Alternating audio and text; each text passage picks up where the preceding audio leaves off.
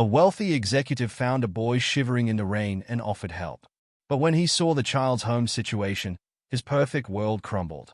Marcus Reynolds slammed his briefcase shut, the sound echoing through his corner office on the 42nd floor. The clock on the wall showed 8:47 p.m. Rain pelted against the floor-to-ceiling windows, distorting the Manhattan skyline into a blur of moving lights. "Mr. Reynolds, the board members have left the conference room," his assistant said from the doorway. "Should I cancel tomorrow's morning meetings?" "No," Marcus replied, adjusting his tie. "Tell them I'll be there at 8 sharp." The assistant nodded and disappeared, leaving Marcus alone with the aftermath of his failed presentation. $300 million. Gone. The biggest deal of the quarter. Slipped through his fingers because some 20-something startup CEO thought his proposal was too traditional. The elevator ride down was silent. Marcus watched the numbers decrease. 42, 41, 40. Each floor represented another minute wasted in a day full of meetings that led nowhere. At the lobby, he nodded to the security guard and pushed through the revolving door into the rain. Cold droplets immediately soaked through his $1,000 suit. Marcus didn't bother opening his umbrella. The rain matched his mood, heavy, relentless, unwelcome.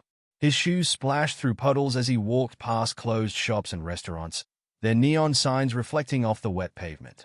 That's when he saw the boy, huddled under a store's awning, a small figure crouched against the wall. The boy couldn't have been more than 8 or 9, wearing only a thin blue hoodie and worn-out jeans. His sneakers were soaked through, and he hugged himself tightly, trying to stay warm. Marcus stopped. The boy hadn't noticed him yet, too focused on watching the rain. Something about the scene made Marcus's chest tighten.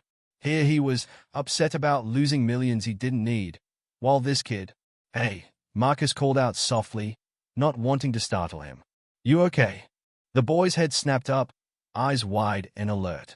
He quickly stood, backing slightly against the wall. His face showed awareness that no child that age should have. "I'm fine," the boy answered, voice steady despite his shivering. Just waiting for the rain to stop. Marcus took a step closer, staying under the awning. "It's not going to stop anytime soon." "Where are your parents?" "Home." The boy's chin lifted slightly. "I can take care of myself." "I'm sure you can. But it's late and cold." "Let me help." "I don't need help," the boy cut him off. "Especially not from strangers." Marcus couldn't help but smile at the kid's attitude. "Smart. I'm Marcus Reynolds." He reached into his pocket and pulled out his business card, holding it out. "Now I'm not a stranger anymore." The boy looked at the card but didn't take it. "MJ," he said finally. "That's what everyone calls me." "Nice to meet you, MJ. How about we get you somewhere warm? There's a diner around the corner." "I need to get home," MJ interrupted. "My mom." He hesitated, then straightened his shoulders. "She's waiting for me." Marcus glanced at his watch, then at the rain, then back at the shivering boy. "Let me call you a cab at least." "No." MJ's response was firm. "I said I'm fine." A siren wailed in the distance, and MJ flinched slightly. Marcus noticed dark circles under the boy's eyes, too pronounced for someone so young. The hoodie hung loose on his small frame, and his jeans had holes that weren't fashionable. "Look," Marcus said, crouching down to meet MJ's eye level. "I know you don't trust me." "That's smart. But it's not safe for a kid to be out alone this late. At least take my card. If you ever need anything." MJ studied him for a long moment, then slowly reached out and took the business card. He tucked it carefully into his pocket. "I help at Mr. Chen's grocery store," MJ said suddenly, as if defending his presence on the street. "After school. He gives me a few dollars, and sometimes leftover food." Marcus nodded, keeping his face neutral despite the growing knot in his stomach. "That's very responsible of you." "I have to be." MJ's voice carried a weight that made him sound decades older. "My mom's sick. And my sister's." He stopped abruptly, as if he'd said too much. The rain seemed to pour harder, drumming against the awning above them. A taxi splashed by, its yellow light reflecting in the puddles. Marcus stood up slowly, his knee joints protesting. "At least take my umbrella," he offered, extending the unopened black umbrella. MJ shook his head.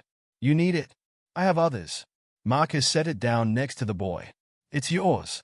Before MJ could protest again, Marcus stepped back into the rain. He walked a few steps, then turned around. That card has my cell number. Anytime, day or night. MJ said nothing, but his hand moved to the pocket where he'd stored the card.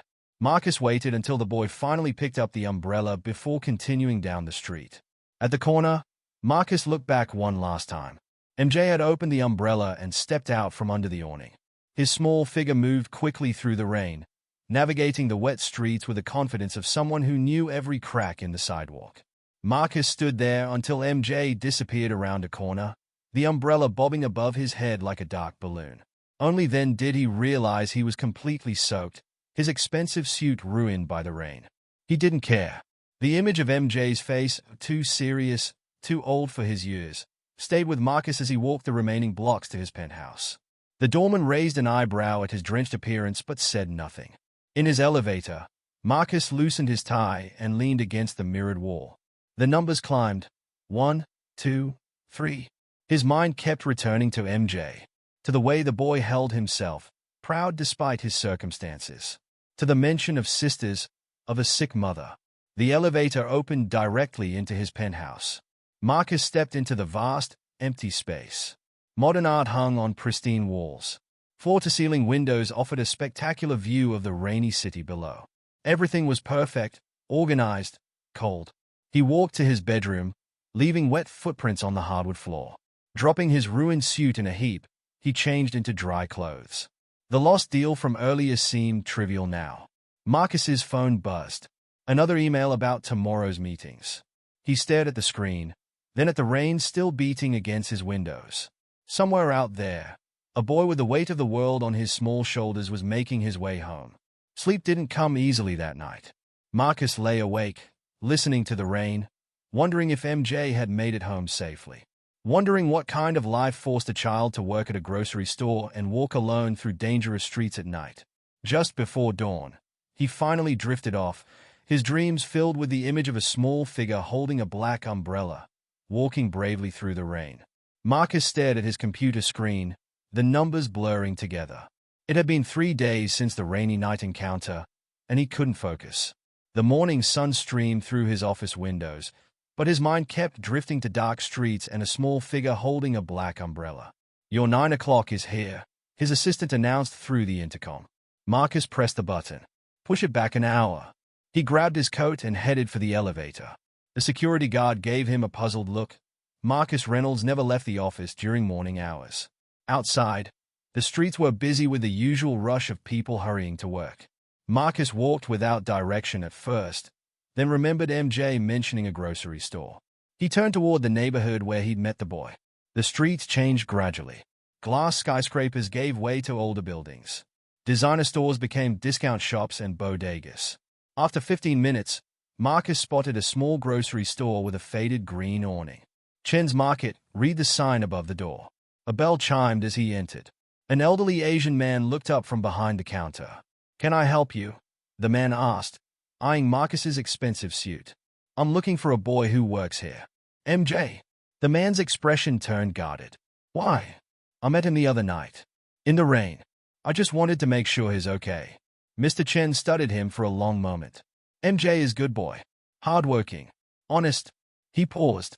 "Not here now. School." "What school does he?" "Why you want to know?" Mr. Chen interrupted sharply. Marcus reached for his wallet and pulled out a business card. "I want to help." "Help?" Mr. Chen scoffed. "Many people say help. Take pictures with poor kids. Feel good about themselves. Then go back to big offices." The words stung, but Marcus stood his ground. "That's not what this is. MJ has family. Mother who loves him. Sisters who need him. They not charity case." "I never said they were," Marcus replied quietly. "But that boy shouldn't have to work after school. He shouldn't have to walk alone in the rain at night." Mr. Chen's expression softened slightly. He sighed, then turned to arrange some cans on a shelf. PS 147. 3 blocks east. He didn't look at Marcus. "School ends at 3. Marcus nodded. "Thank you." Outside, he checked his watch. 9:45 a.m. His phone showed 5 missed calls from the office. He ignored them and walked east. PS 147 was a brick building that had seen better days. Chain-link fence surrounded a small playground where kids in winter coats played during recess. Marcus stood across the street, feeling out of place in his suit. Hours passed. He rescheduled meetings from his phone, watching kids come and go. Finally, at 3 o'clock, the doors burst open with a flood of children. MJ emerged among the last, but he wasn't alone. A small girl, maybe 6 years old, held his hand. Behind them, another girl who looked about 7 carrying a pink backpack. A third sister, no more than 4, rode on MJ's shoulders. "Hiya, MJ," the youngest squealed as he bounced her gently. "Careful, Angela," he said, holding her leg securely. "Remember what Mom said about your cough." The girl coughed as if on cue, and MJ immediately lifted her down. He knelt and zipped up her coat, his movements practiced and gentle. "Did you take your medicine at lunch?" he asked the middle sister. She nodded. Nurse Johnson watched me. "Good job, Lily." He turned to the 6-year-old. "How about you, Tracy? Any homework?" "Math," Tracy said with a frown. "I hate math. We'll work on it together at Mr. Chen's." "Okay." Marcus watched as MJ guided his sisters through the crowded sidewalk. Other kids ran ahead to waiting parents or school buses. The 4 siblings walked slowly, MJ constantly checking on his sisters, adjusting scarves, holding hands. They stopped at a crosswalk. Angela coughed again, harder this time. MJ's face showed worry as he rubbed her back.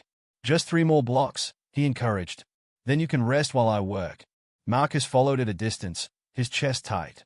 The siblings finally reached Chen's Market. MJ helped his sisters inside, then emerged a minute later wearing an apron too big for his small frame. He began bringing in boxes from the sidewalk display. The crates looked heavy, but MJ didn't complain. Through the store window, Marcus could see the sisters sitting at a small table in the corner. Tracy and Lily did homework while Angela dozed in a chair. Hours passed. Marcus watched as MJ stocked shelves, swept floors, and helped customers. Occasionally he'd check on his sisters, helping with homework or getting them snacks. Mr. Chen pretended not to notice when MJ slipped them fruit or crackers.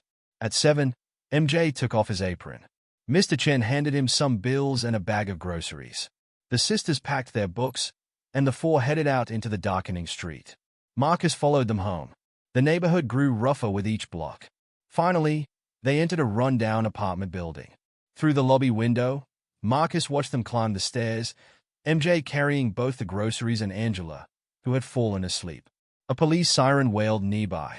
A group of teenagers loitered on the corner.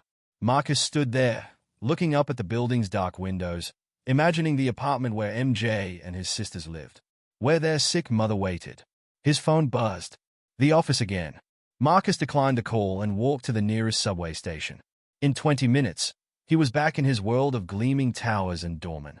The elevator ride to his penthouse felt longer than usual. Marcus loosened his tie, thinking about MJ's careful movements as he'd helped his sisters with their coats. About the way he carried Angela so gently. About the wisdom and worry in his young eyes. Marcus's apartment felt colder than ever. He walked to the window, looking out at the city lights. Somewhere out there, in a different universe just a few subway stops away, a little boy was probably helping his sisters with dinner, checking on his sick mother, carrying burdens no child should have to bear. He picked up his phone and dialed. "Mr. Chen? It's Marcus Reynolds. About MJ." He took a deep breath. "I need your help." The old man was silent for a long moment. Then, softly, "Come by tomorrow morning. Early. Before school." Marcus hung up and stared at his reflection in the window. The successful executive looked back at him, perfectly groomed, perfectly isolated. Something had to change. He just wasn't sure what that meant yet. The fluorescent lights of the emergency room buzzed overhead. Marcus sat in an uncomfortable plastic chair, his suit jacket draped over the sleeping form of 4-year-old Angela. Tracy and Lily huddled together in the next chair, while MJ paced back and forth, his sneakers squeaking on the linoleum floor. It had happened so fast. Marcus had arrived at Chen's Market early that morning, ready to talk about helping MJ's family. Instead, he found the store empty except for Mr. Chen and a crying Tracy. "Mama fell," she'd sobbed. "MJ sent me to get help." Now, 3 hours later, they were still waiting for news. Marcus watched MJ make another circuit of the waiting room, his small shoulders tight with tension. "You should sit down," Marcus said softly. MJ shook his head. "I need to be ready when the doctor comes." A nurse walked past, and MJ straightened, but she didn't stop. He resumed his pacing. Your mom's strong. Marcus tried again. She's in good hands. You don't know my mom, MJ snapped, then immediately looked guilty. Sorry, I just... His voice cracked slightly. Before Marcus could respond, a doctor appeared in the doorway. Family of Sarah Williams. MJ rushed forward. That's my mom. Is she okay? The doctor looked at MJ, then at Marcus with confusion. Are you the father? No, I'm... Marcus hesitated. A friend of the family. I need to speak with a legal guardian, the doctor said firmly. I'm the oldest, MJ insisted. Please, just tell me if my mom's okay. The doctor knelt down to MJ's level. Your mom is stable, but very sick. We need to run some tests. Is there any adult family member we can call? MJ's face fell. No, it's just us. A new voice cut through the conversation. I need to speak with this family. A woman in a dark blazer approached, holding a clipboard. I'm Linda Martinez from Social Services. Marcus felt MJ stiffen beside him. The boy moved closer to his sisters protectively. I understand there are 4 minor children with no adult guardian present. Linda consulted her clipboard. Marcus Jr., Tracy, Lily, and Angela Williams. I'm here. Marcus stepped forward. Marcus Reynolds. I'm a friend. Linda raised an eyebrow. And your relationship to this family is? Before Marcus could answer, a weak voice called from down the hall. MJ. Mom. MJ darted past the social worker toward a gurney being wheeled to a room. Sarah Williams lay there, looking pale and thin, and 4 in her arm. Sir. Linda blocked Marcus's path as he tried to follow. I need to understand your involvement here. Marcus watched as the children crowded around their mother's bed. I met MJ recently. I've been trying to help the family. Are you aware of their living situation? Some of it, Marcus admitted. The mother's illness, MJ working after school. Linda made notes on her clipboard. These children need proper supervision. If there's no suitable guardian, they have proper supervision, Marcus interrupted. Their mother is terminally ill. Linda's voice was professional but firm. Stage 4 breast cancer. She's been missing treatment appointments. The children are often late to school, and there are concerns about adequate food and care. Marcus felt like he'd been punched in the gut. Terminal? Linda nodded. Ms. Williams has known for months. She's refused most assistance, insisting she can manage. She looked at her notes. Given today's incident and her condition, we need to discuss placement options. Placement? Marcus's voice rose. You mean separate them? Finding a foster home willing to take 4 children is nearly impossible. The best we can do is try to keep the younger ones together.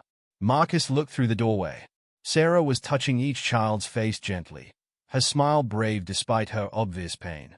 MJ held her hand, his expression too old for his years. No, Marcus said firmly. Those kids can't be separated. Unless you're offering an alternative, Mr. Reynolds.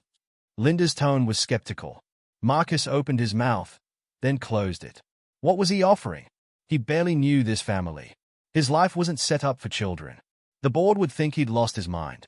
A cry from the room interrupted his thoughts. Sarah had started coughing violently, blood speckling the white hospital sheets. MJ tried to shield his sisters from the sight while nurses rushed in. Children need to leave, a nurse ordered. Now. MJ resisted. No, I need to stay with her. Please, Sarah managed between coughs. Take care of them. Marcus moved without thinking.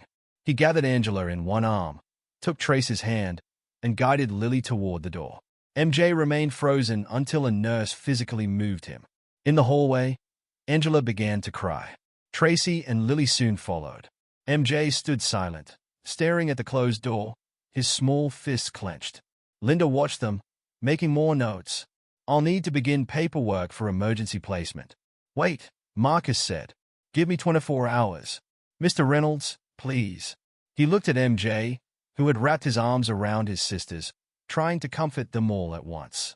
Just 24 hours. Linda hesitated, then nodded slightly. The children can stay with their mother tonight, supervised by hospital staff. But tomorrow morning, I need a concrete plan. She walked away, heels clicking on the floor. Marcus sat heavily in a nearby chair, his mind racing. 24 hours to prevent 4 children from being torn apart. 24 hours to completely reshape his life. A small hand touched his arm. MJ stood there, eyes red but dry. "Are they going to take us away?" he asked quietly. Marcus looked at the boy's face, seeing the same determination he'd noticed that first rainy night. But now he also saw the fear beneath it, the desperate need to keep his family together. "No," Marcus said firmly. "I won't let that happen. Promise." Marcus hesitated. In his world, promises were contractual obligations, things written on paper and signed in triplicate. But MJ's eyes demanded a different kind of promise. A deeper one. "I promise." MJ nodded once, then returned to his sisters.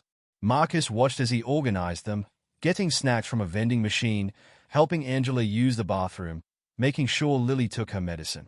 A nurse approached with forms. "Are you family?" "Yes," Marcus answered, surprising himself.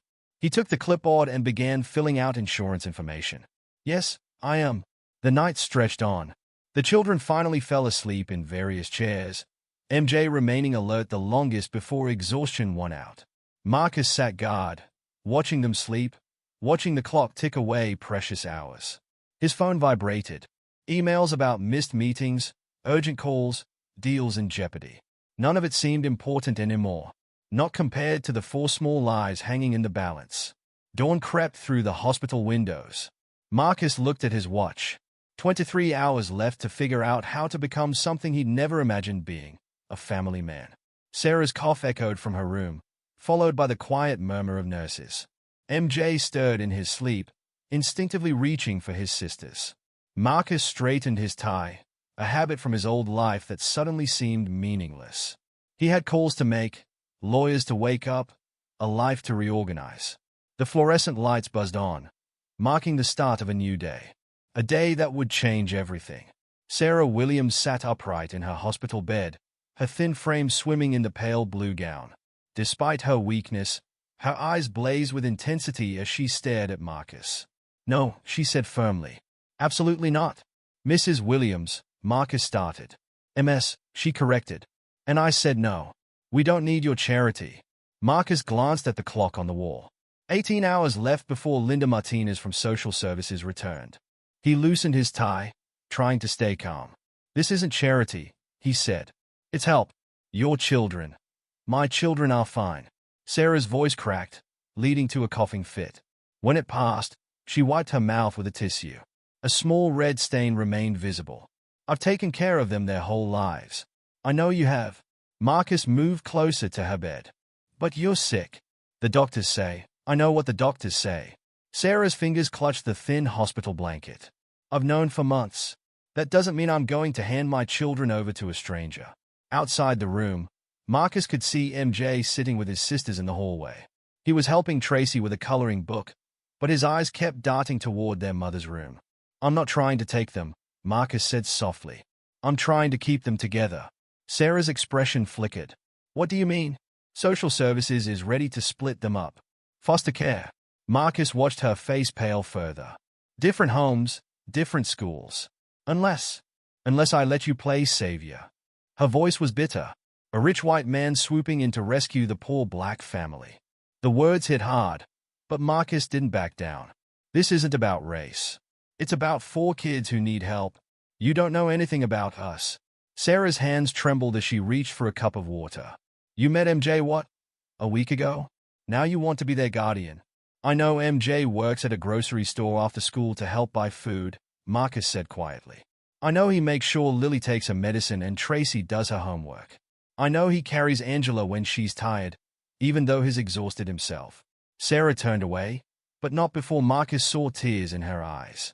"He's 8 years old," Marcus continued.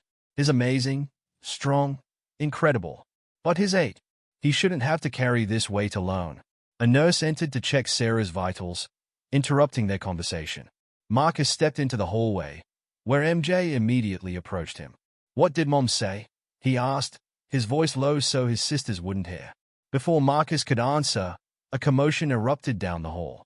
A group of women from Sarah's neighborhood had arrived, led by an elderly lady in a bright church hat. "Where is she?" the woman demanded. "Where's Sarah?" "Mrs. Johnson," MJ said respectfully. "Mom's resting." The woman swept past him into Sarah's room.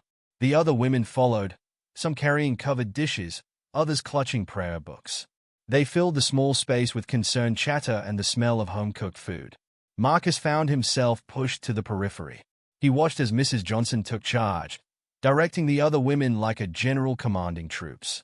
"Child, your skin and bones," she clucked at Sarah.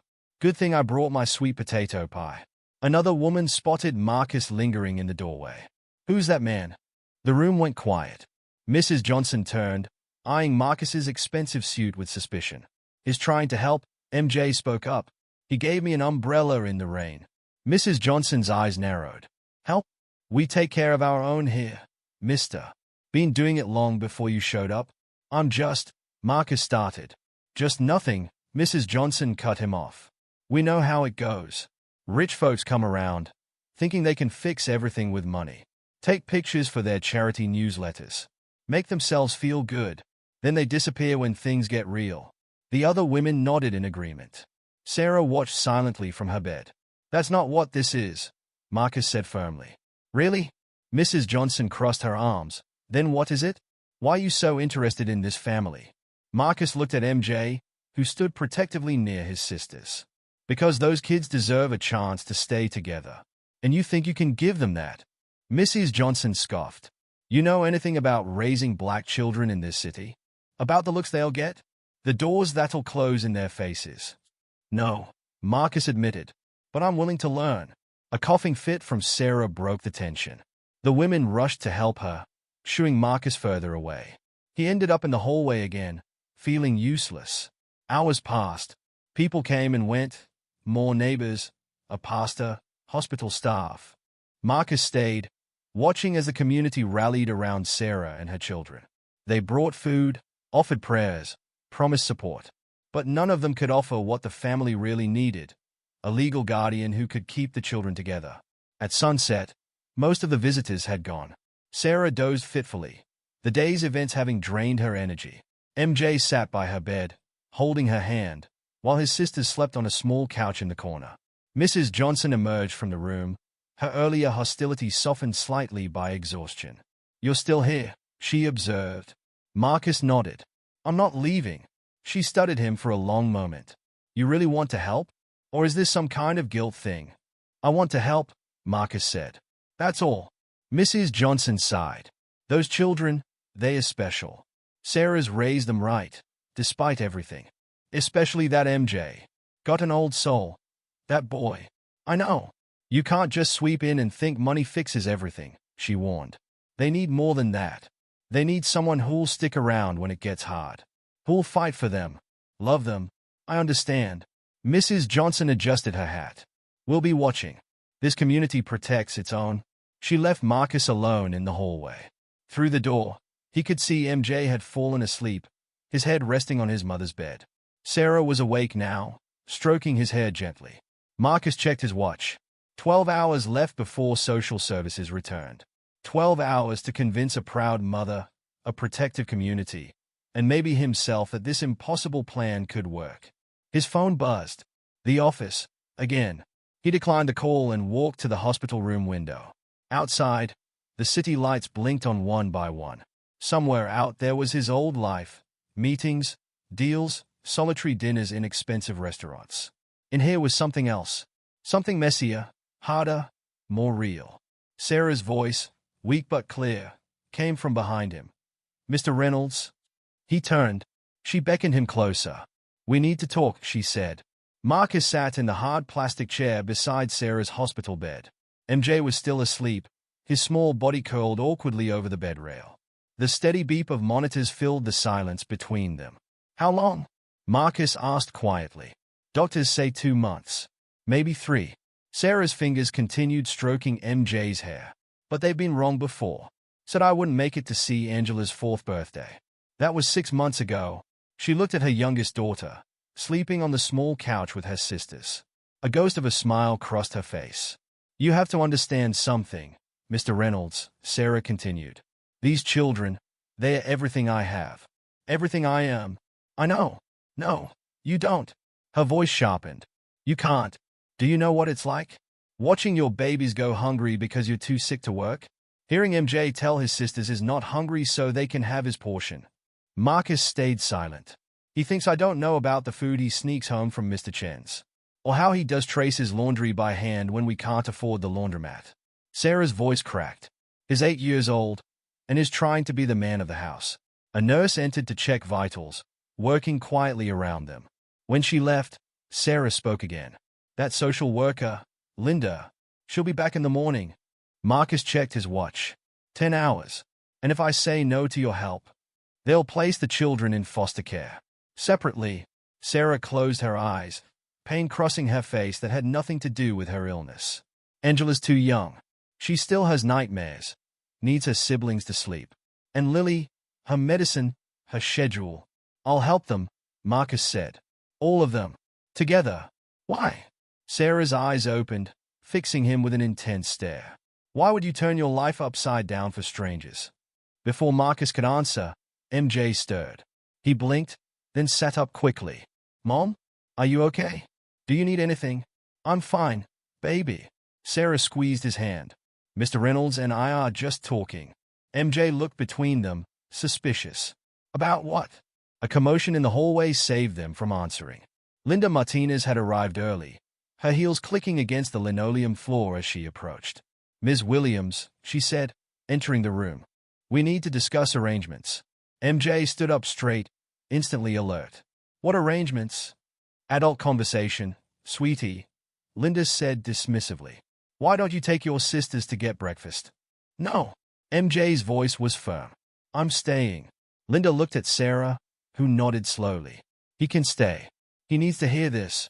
Very well. Linda opened her folder. I've located potential foster homes. The twins, Lily and Tracy, can be placed together. Angela's age makes her placement easier. As for MJ, no. The shout came from the doorway. Tracy stood there, wide-eyed. She must have woken up during their conversation. You can't take us away. Her cry woke Lily and Angela. The room erupted into chaos. Angela began crying. Lily started asking rapid questions, and Tracy ran to MJ, clinging to him. Children, please. Linda tried to restore order. This is for the best, and oh. MJ's voice cut through the noise. We're not going anywhere. We're staying together. He looked desperately at Marcus, then at his mother. Please, Mom, don't let them separate us. Please. Sarah's monitors started beeping faster. A nurse rushed in, ordering everyone out. Marcus herded the children into the hallway, but MJ broke away. By the time Marcus turned around, the boy had vanished. MJ! Marcus called out. MJ, wait! Hospital security joined the search. Linda stayed with the 3 girls while Marcus ran through corridors, checking every floor. An hour passed. Then 2. Rain began falling outside, heavy drops pelting the hospital windows. Marcus stopped at the entrance, running his hands through his hair in frustration. The rain. Mr. Chen's, he said suddenly. He might have gone to Mr. Chen's. Marcus ran through the rain, his suit soaking through just like that first night. The streets were nearly empty in the early morning gloom. When he reached Chen's Market, the store was dark. But there, huddled under the same awning where they'd first met, sat MJ. Go away, MJ said as Marcus approached. No. Marcus crouched down beside him. I'm not going anywhere. They're going to split us up. MJ's voice was hollow. I promised Mom I'd take care of them. I promised. MJ, I can do it. The boy's composure finally broke. Tears mixed with raindrops on his face. I can work more hours. I can wake up earlier to get them ready for school. I can. Stop.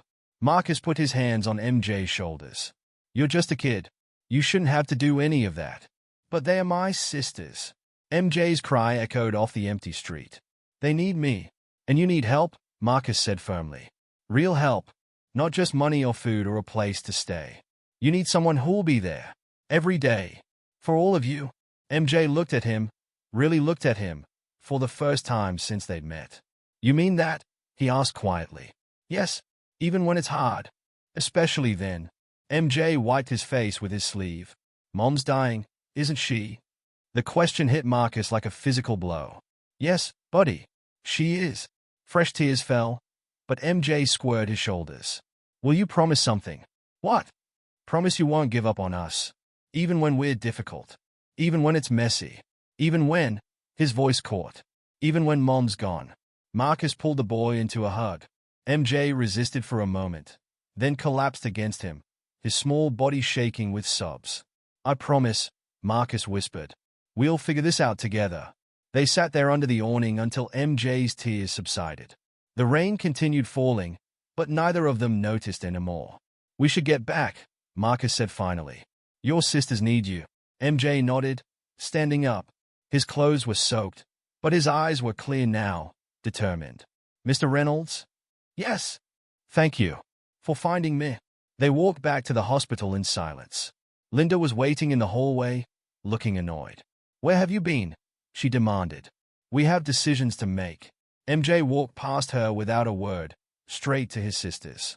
They clung to him immediately, and he held them close, whispering reassurances. Marcus checked his watch. 6 hours until the official deadline. "Ms. Martinez," he said, "I'd like to begin the guardianship paperwork." "Now?" Linda raised an eyebrow. "You're certain? This isn't a small commitment, Mr. Reynolds." Marcus watched MJ with his sisters. The way Angela's tears stopped when he held her. The way Tracy and Lily relaxed in his presence. The way he made them feel safe, even when his own world was falling apart. "I've never been more certain of anything," Marcus replied. And he meant it. Marcus stared at his penthouse, seeing it through new eyes. The pristine white walls, the expensive modern art, the sharp-edged furniture, none of it looked child-friendly. "We're going to live here?" Tracy asked, clutching her small backpack. "For now," Marcus answered, "until we find a more suitable place."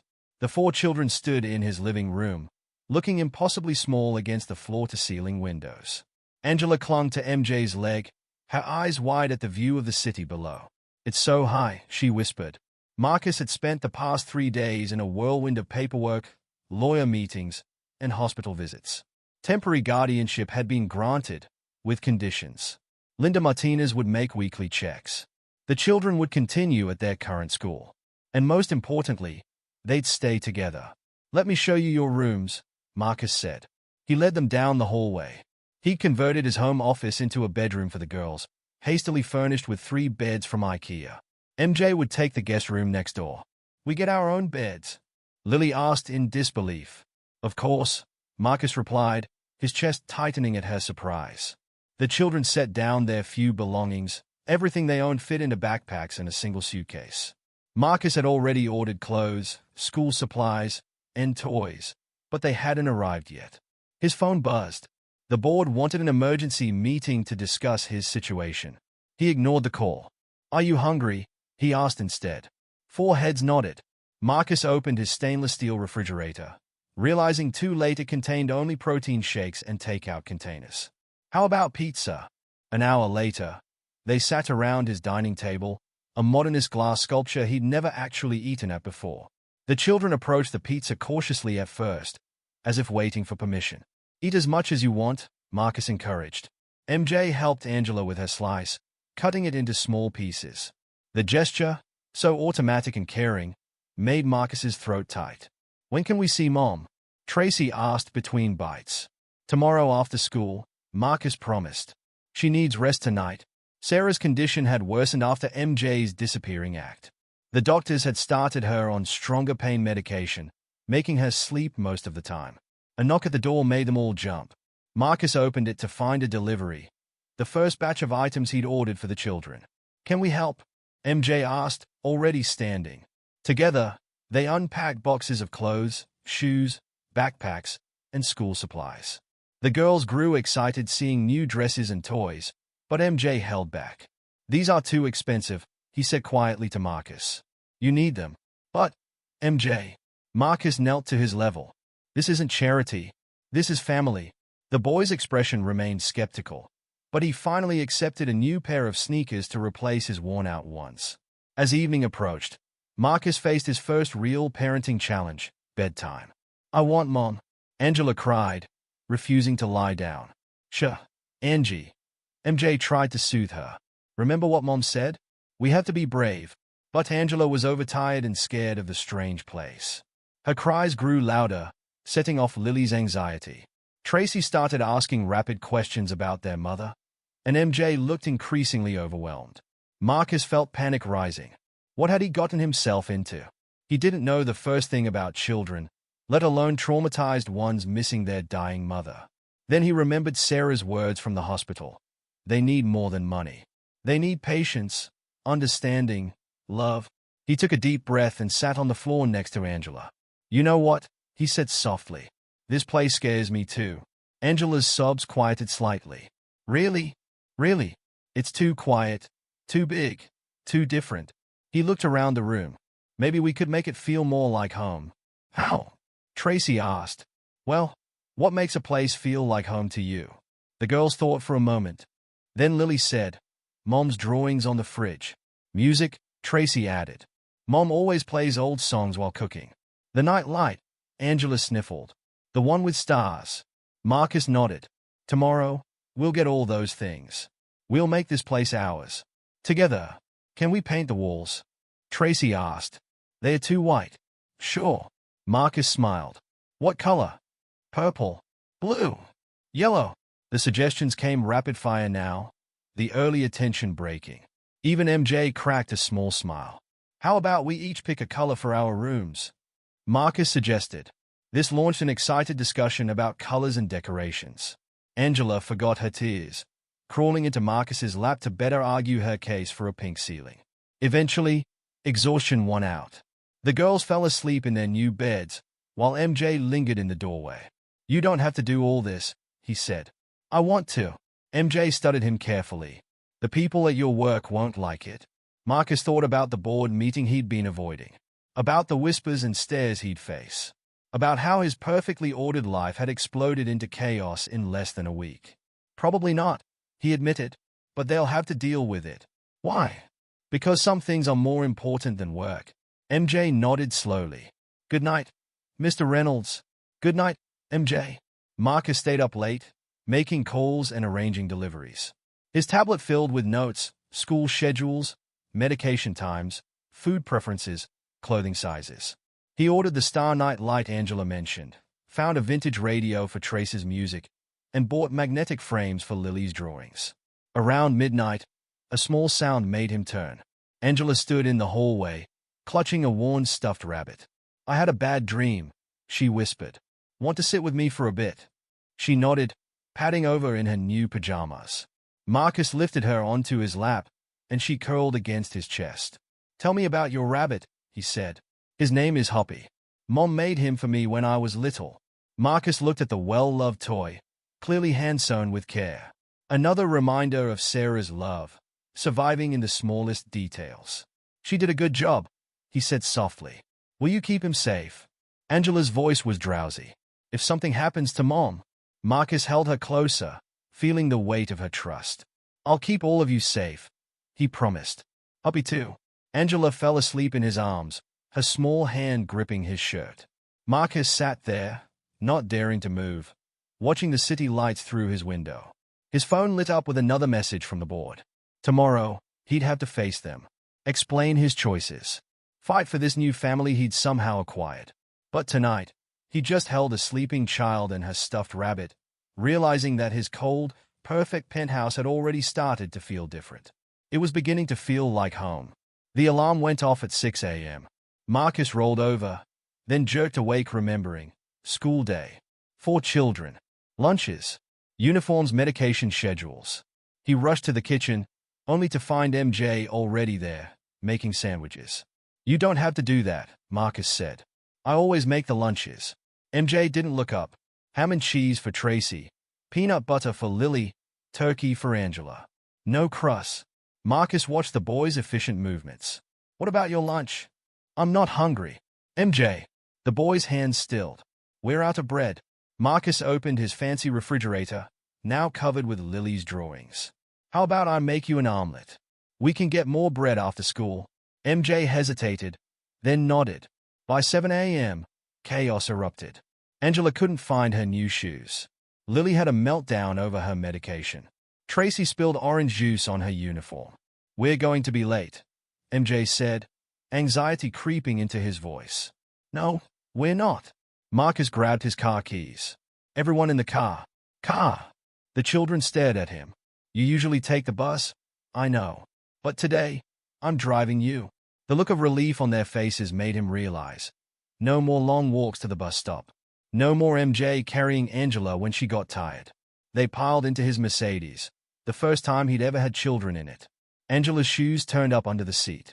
Marcus made a mental note to buy a bigger, more practical vehicle. At the school gates, he got his first taste of being a different kind of parent. Other parents stared. Teachers whispered. MJ's shoulders tensed as they walked in. "Mr. Reynolds?" A stern voice called out. "A word, please." The principal, Mrs. Chen, stood in her office doorway. Marcus followed her in while MJ got his sisters to their classrooms. "I understand you're the children's new guardian," she said, not bothering to sit. "Yes, temporary guardian, while their mother, I'm concerned," she interrupted. "These children need stability.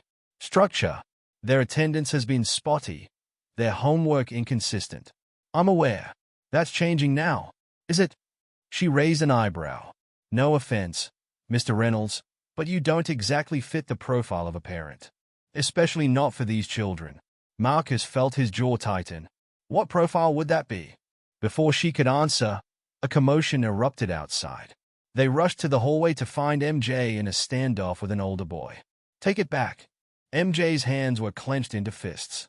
"Why? It's true." The older boy smirked.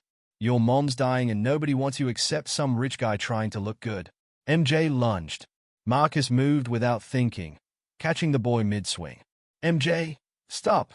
Let me go." MJ struggled. "He can't talk about mom like that." Mrs. Chen separated the other boy, sending him to class with a warning. She turned to Marcus, her expression grim. "My office. Now." The meeting was brutal. MJ sat silently while Mrs. Chen listed his infractions. Fighting, falling asleep in class, missing assignments. His working at a grocery store, she said. "Which, I remind you, is illegal at his age." "Not anymore," Marcus replied. "He's not working there now." "And his sisters?" Trace's teacher reports increasing anxiety. "Lily missed her medication twice last week." Angela cries for her mother during nap time. Each word hit Marcus like a physical blow. He'd known it would be hard, but hearing it laid out like this. "What do you suggest?" he asked quietly. "Professional help. All of them need counseling." "And you?" She hesitated. "You need parenting classes." Marcus nodded. "Set it up. Whatever they need." After she dismissed them, MJ remained silent as they walked to his classroom. "I'm sorry," he finally said. "For what?" "Making trouble. You should send us back." Marcus stopped walking. "Look at me, MJ." The boy raised his eyes reluctantly. "I'm not sending anyone back. We're family now. Families stick together, even when things get hard." "But I messed up." "Yes, you did. Fighting isn't the answer." Marcus knelt to his level. "But I understand why you were angry. We'll work on better ways to handle it." MJ's lower lip trembled slightly. "I miss Mom." "I know, buddy. We'll go see her after school." The rest of the day passed in a blur of meetings. Marcus's assistant quit when he refused to travel for an important deal. The board demanded explanations. His biggest client threatened to leave. None of it mattered when he picked the children up that afternoon. At the hospital, Sarah was having a good day. She sat up in bed, alert enough to help Tracy with homework while Lily showed her new drawings. "You look tired," she said to Marcus. "I'm fine." "Liar." She smiled weakly. "It's harder than you thought, isn't it?" Marcus watched Angela napping in the chair beside her mother's bed. "They are worth it." "Yes, they are." Sarah's expression turned serious. "MJ got in a fight. Small one. No one was hurt." "He's angry. Scared." She sighed. "They all are. The school wants them to see counselors." "Good." Sarah closed her eyes briefly. "They'll need help processing everything." She didn't say my death, but the words hung between them. Later that night, after homework and dinner and baths, Marcus sat on his couch surrounded by sleeping children. They'd started piling around him during evening TV time, and he hadn't had the heart to move them to their beds. Trace's head rested on his shoulder. Lily curled against his side. Angela sprawled across his lap. And MJ sat on the floor, leaning against his legs. His phone buzzed. Another angry email from the board. Marcus deleted it without reading. Tomorrow would bring more challenges. More judgment from teachers and parents. More corporate battles. more moments of feeling completely overwhelmed. But right now, listening to the soft breathing of 4 sleeping children who somehow became his family, Marcus knew he'd made the right choice. His perfect, ordered life had shattered. In its place was something messy, difficult, and infinitely more precious. He was learning to fall, learning to let the walls come down, learning to be the parent these children needed. And somehow, in the falling, he'd found his way home. The call came at 2 a.m. Marcus fumbled for his phone in the dark, his heart dropping when he saw the hospital number. "Mr. Reynolds? It's about Sarah Williams." He was already getting dressed as the nurse spoke. In the hallway, he found MJ standing there, fully clothed. "I heard the phone," MJ said. "It's Mom, isn't it?" Marcus nodded. "We need to wake your sisters." "No." MJ's voice cracked. "Let them sleep. They shouldn't see her like this." The drive to the hospital was silent. Street lights flashed across MJ's face, highlighting tears he quickly wiped away. Mrs. Johnson met them in the hospital lobby. She'd been sitting with Sarah through the night. "She's asking for you both," the older woman said softly. "She's lucid, but—" She placed a hand on MJ's shoulder. "Be strong, child." Sarah's room was dim, the machines quieter than usual. She turned her head as they entered, managing a small smile. "My boy," she whispered. "Come here." MJ approached the bed slowly. In the pale light, he looked impossibly young. "Mom!" His voice trembled. "Listen to me, baby." Sarah's words were weak but clear. "I need you to do something very important. Anything. Let go." MJ stiffened. "What?" "Let go of being the man of the house. Of carrying everyone's weight." She touched his cheek. "Be a child. Let yourself be taken care of. But, promise me." Her voice grew urgent. "Promise you'll let yourself be a kid again." Tears rolled down MJ's face. "I promise, Mom." "Mr. Reynolds?" Sarah called. Marcus stepped closer. "I'm here. Take care of my babies. Love them like your own." "I will." Marcus's throat tightened. "I already do." Sarah nodded, satisfied. Then her face contorted in pain. "Mom!" MJ grabbed her hand. "It's okay, baby." She forced another smile. "I'm not afraid." "You know why?" MJ shook his head. "Because I've seen your future. All of you. Safe. Loved. Together." Her breathing grew labored. "That's all. All I ever wanted." The machine started beeping faster. A nurse rushed in, followed by a doctor. "Mom!" MJ tried to stay close, but Marcus gently pulled him back. "I love you," Sarah managed. "Tell your sisters, love them so much." Her eyes closed. The machine's steady beep turned into a single, continuous tone. "No!" MJ lunged forward. "Mom, wake up. Please wake up." Marcus held him as the doctors called time of death. MJ fought against his grip, then suddenly went limp, his body shaking with sobs. Mrs. Johnson appeared, tears streaming down her face. "I'll call the church. Make arrangements." The next few hours passed in a blur. Marcus held MJ until the boy had no tears left. They sat in silence as hospital staff came and went, as papers were signed, as Sarah's body was taken away. Dawn was breaking when they returned home. Marcus dreaded waking the girls, telling them their mother was gone. But when they walked in, Tracy, Lily, and Angela were already awake, huddled together on the couch. "Where's Mom?" Tracy asked immediately. MJ looked at Marcus, then knelt in front of his sisters. "Mom!" His voice broke. He tried again. "Mom went to heaven." Angela's face crumpled. "No! You're lying." She ran to her room, followed by Lily. Tracy just sat there, tears falling silently. "What do we do now?" she whispered. Marcus sat beside her. "We stick together. We help each other through this." The next few days were the hardest yet. The girls processed their grief differently. Angela with tantrums, Lily with silence, Tracy with endless questions about death. MJ retreated into himself, speaking only when necessary. He stopped eating again, stopped sleeping. Marcus would find him at night, standing in his sister's doorway, watching them sleep as if afraid they'd disappear. The funeral was on a Sunday. The church overflowed with people from the neighborhood. Mrs. Johnson organized everything, the community rallying around the children with food, prayers, and envelopes of money Marcus knew they could barely afford to give. Marcus sat in the front pew, a child on either side of him. MJ insisted on being a pallbearer despite his size. He walked straight and proud beside the adult men, his face set in determination. At the cemetery, Angela screamed when they lowered the casket. The sound echoed across the quiet grounds, raw and heartbreaking. Marcus picked her up, letting her sob into his shoulder while his other arm held Tracy and Lily. MJ stood apart, stoic, until Mrs. Johnson pulled him into a fierce hug. That night, none of the children wanted to sleep alone. Marcus found himself in the girls' room, all 4 children piled onto one bed, clinging to each other. "Tell us about Mom," Angela hiccuped. From before, MJ was quiet for a moment, then began. "She used to sing while cooking. Even when the stove didn't work right, even when we only had rice and beans. She'd dance around the kitchen with Angela on her hip." The stories continued until the girls fell asleep. Only then did MJ's composure crack. "I don't know how to do this," he whispered. "How to be here without her." Marcus pulled him close. "You don't have to know. We'll figure it out together." Weeks passed. Slowly, routines reformed. The children returned to school.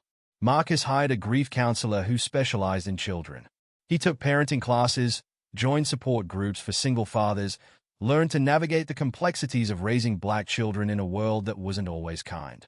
One morning, Marcus found Lily placing a framed photo of Sarah on the kitchen counter. "So she can watch us eat," Lily explained. "Like she used to." That evening, they shared stories over dinner. Happy memories, funny moments, the little things that made Sarah special. For the first time since the funeral, they all laughed together.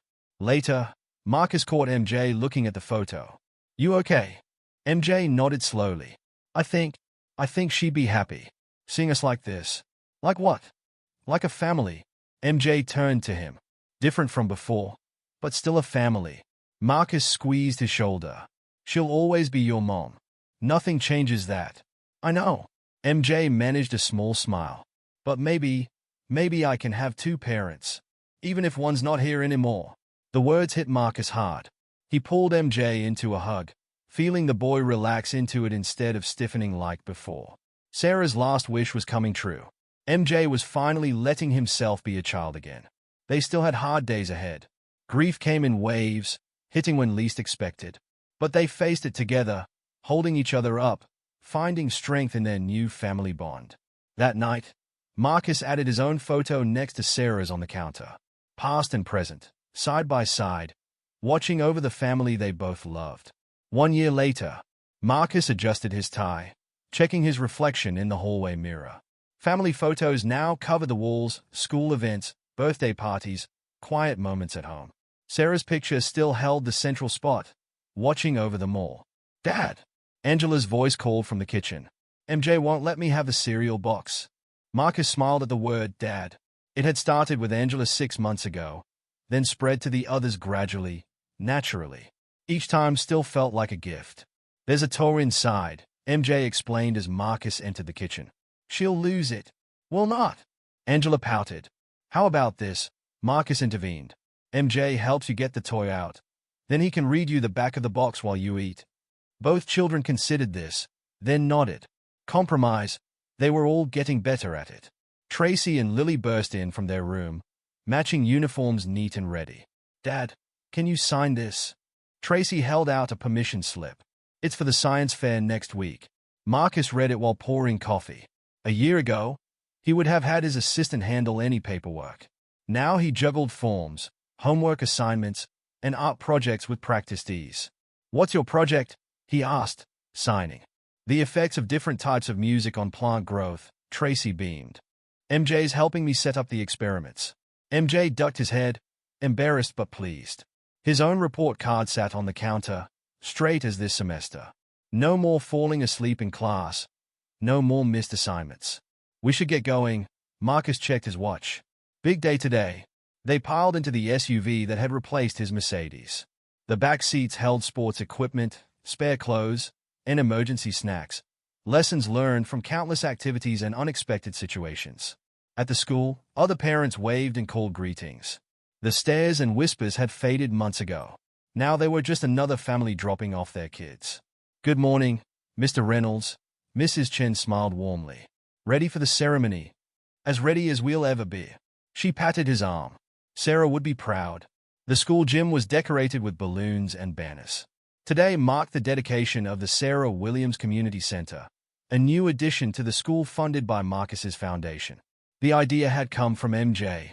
Mom always wanted to help other families, he'd said. Kids who needed after-school care, parents who needed support.